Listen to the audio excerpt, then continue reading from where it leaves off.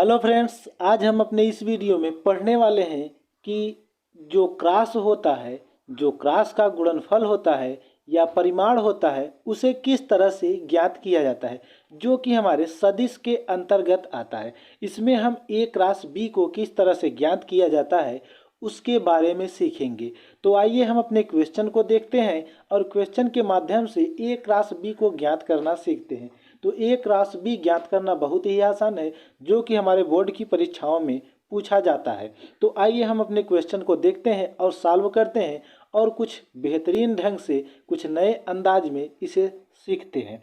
तो यहाँ से देखिए, हमारा क्वेश्चन लिखा गया है कि यदि वेक्टर ए बराबर 2i cap plus J cap plus 3k cap और वेक्टर बी बराबर 3i cap plus 5j cap minus 2k cap, तो vector A cross vector B और यहाँ पे modulus vector A cross vector B modulus close ज्ञात कीजिए। यहाँ पे हमें दो मान ज्ञात करना है, vector A cross vector B और यहाँ पे इसका परिमाण जो कि मॉड लगा हुआ है, इसका परिमाण भी हमें ज्ञात करना है। तो यहाँ सबसे पहले हम वेक्टर ए और बी की वैल्यू को लिखेंगे। तो यहाँ से पहले वेक्टर ए और वेक्टर बी की वैल्यू को यहाँ पे नोट करेंगे। तो यहाँ से लिखेंगे वेक्टर ए बराबर, तो वेक्टर ए, तो यहाँ से वेक्टर ए की वैल्यू है हमारी 2i cap plus J cap और यहाँ से प्लस 3k कैप, ये वेक्टर ए की वैल्यू दी गई है। और यहाँ से वेक्टर बी की वैल्यू हमारी दी गई है 3i cap plus 5j cap और यहाँ से माइनस 2k कैप, ये ए और बी की हमारी वैल्यू दी गई है। अब यहाँ से vector A cross vector B ज्ञात करेंगे। तो यहाँ से लिखेंगे vector A cross vector B बराबर, अब क्रॉस को ज्ञात करने के लिए हमें सारणिक वाले रूल को फॉलो करना होता है। तो यहाँ से हम बनाएंगे सारणिक, जिसे मॉड्यूलस कहते हैं। यहाँ पे लिखेंगे आई कैप और यहाँ पे लिखेंगे जे कैप और यहाँ पे लिखेंगे के कैप और यहाँ से इसे हम क्लोज कर देंगे। अब यहाँ आई जे के नीचे लिखना क्या है, तो यहाँ से जो ए के पहले आई या जो ए वाली वैल्यू में आई के पहले अंक लिखा गया जिसे गुणांक कहते हैं, और जे के गुणांक और के गुणांक को यहाँ पे नोट करेंगे। तो यहाँ ए वाले वेक्टर में देखें तो आई का गुणांक 2 है और जे का गुणांक यहाँ से 1 है और के का गुणांक यहाँ से 3 है। कुछ लोग यहाँ पे सोच रहे होंगे कि एक कहाँ पे लिखा गया है, तो जहाँ कुछ भी नहीं लिखा रहता वहाँ पे हमेशा एक ही रहता है। और इसी तरह से इसके भी गुणांक को यहाँ से देखेंगे तो यहाँ से आ जाएगा 3 और ये हो जाएगा 5 और ये हो जाएगा -2। यहाँ से हमने गुणांक को रख लिया। अब यहाँ से इसे सॉल्व करेंगे तो यहाँ से हम सॉल्व इसे सारणिक के आधार पे करेंगे। जैसे सारणिक को सॉल्व करते हैं उसी तरह से इसे भी सॉल्व किया जाता है। अब यहाँ से करेंगे क्या हम, तो यहाँ से हमें ध्यान ही रखना है कि आई को लेंगे तो इसके साथ प्लस और इसके साथ माइनस और इसके साथ प्लस चिन्ह को लेना है। यहाँ पे ध्यान रखिए कि ये लेंगे तो प्लस और जे लेंगे तो माइनस और के को लेंगे तो प्लस सिंबल को यूज करना है। तो यहाँ से आई कैप को लेंगे तो यहाँ से लिखेंगे आई कैप और यहाँ पे छोटा वाला ब्रैकेट लगाएंगे। इस तरह से हमें ये रो छोड़ देना है और आई वाले कॉलम को छोड़ देना है।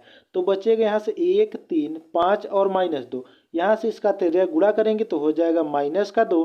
फिर यहाँ बीच में लगाएंगे माइनस और 5 का 3 में गुणा करेंगे तो हो जाएगा 5 तिहाई 15 और यहाँ से ब्रैकेट को कर देंगे क्लोज। और यहाँ से जे कैप को लेंगे तो इसके साथ चिन्ह क्या यूज करना है, माइनस। तो यहाँ से लिखेंगे माइनस जे कैप, फिर यहाँ पे ब्रैकेट लगाएंगे।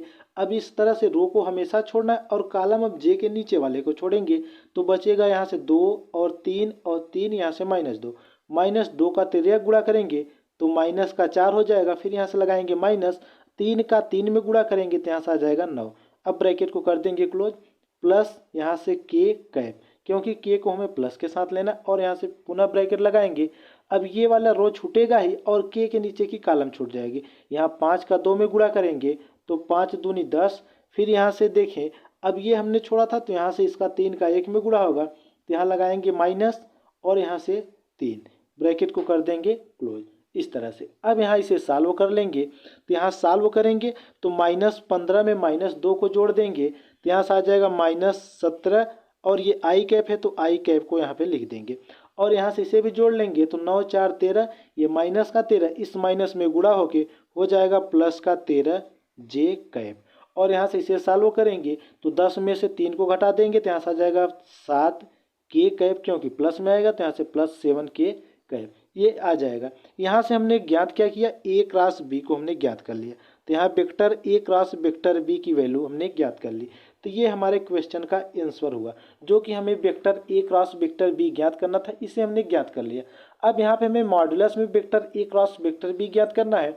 तो मॉड्यूलस का मतलब होता है परिणामी ज्ञात करना, इसका परिणाम। तो यहाँ से लिखेंगे मॉड्यूलस में vector A cross vector B बराबर। अब यहाँ पे करना क्या है, तो यहाँ से हम लगाएंगे रूट, और जो हमने ए क्रॉस बी की वैल्यू ज्ञात की है इसमें आई जे के गुणांक को रख के उसका वर्ग करके यहाँ से वैल्यू को ज्ञात करेंगे। तो यहाँ आई का गुणांक हमारा दिया कितना, -17 का यहाँ से स्क्वायर, फिर यहाँ रखेंगे प्लस, यहाँ से जे का हमारा गुणांक है 13, तो 13 का स्क्वायर, फिर यहाँ से प्लस के का गुणांक है हमारा 7, तो यहाँ से रखेंगे 7 का स्क्वायर।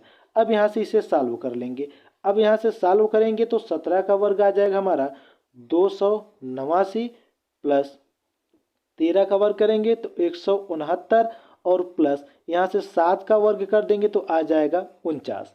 यहाँ से हमारी इतनी वैल्यू आ जाएगी। अब यहाँ पे जब हम मॉड्यूलस में ए क्रॉस बी ज्ञात कर रहे हैं, अब यहाँ पे हम इस टोटल को क्या करेंगे, जोड़ देंगे। तो जब यहाँ से जोड़ेंगे, आप लोग भी जोड़ के देख लेना, तो यहाँ से जब हम जोड़ देंगे तो टोटल वैल्यू आ जाएगी हमारी 507। अगर ये वैल्यू किसी संख्या का वर्ग होगा तो रूट से बाहर निकाल देंगे, या फिर हम इसे इसी तरह से छोड़ सकते हैं। तो ये हमारे क्वेश्चन का आंसर हुआ। तो यहाँ से हमने बहुत ही आसानी से ए क्रॉस बी और मॉड्यूलस ए क्रॉस मॉड्यूलस बी को ज्ञात करना सीख लिया। तो आई होप वीडियो अच्छी लगी हो तो वीडियो को लाइक कीजिएगा, और चैनल को सब्सक्राइब कर बेल के आइकन को ज़रूर दबाइएगा, ताकि जो भी वीडियो का नोटिफिकेशन हो सबसे पहले आप तक पहुंच सके। तो अब मिलते हैं अपने नेक्स्ट वीडियो में नेक्स्ट क्वेश्चन के साथ। तब तक के लिए धन्यवाद। जय हिंद, जय भारत।